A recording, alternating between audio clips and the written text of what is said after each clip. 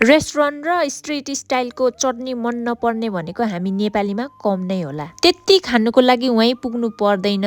त्यही भएर आज मैले यसको रेसिपी लिएर आइसकेको छु। एउटा प्यानमा पानी हाले सुरुमा त, अनि 4वटा टमाटर, कश्मिरी लाल मिर्च अनि नर्मल पिरोवाला खुर्सानी। खुर्सानी चाहिँ स्वाद अनुसार हाले हुन्छ। लसुन, अदुवा अनि टिमुरलाई पनि अलिकति थिचेर हालेको छु। अनि टमाटरको कभर ननिस्किन्जेलसम्म चाहिँ मजाले पकाएँ। अनि सबै कुरालाई मिक्सरमा हाले। त्यसपछि स्वाद अनुसार नुन, अलिकति कागती हालेर मिक्स गरिदिए। यति गरेपछि पिरो खुर्सानीको चटनी रेडी भयो। अब बनाउन लागेको चटनी चाहिँ झोल मोमोमा पनि युज होस्, आलु, ससेज अनि मोमो, चाउमिन सबैसँग युज होस् भन्ने तरिकाले नै बनाउँदैछु। झोल मोमोहरूतिर युज गर्दिन भने चाहिँ यो भट्टा भुटेको पार्ट चाहिँ स्किप गर्दै हुन्छ।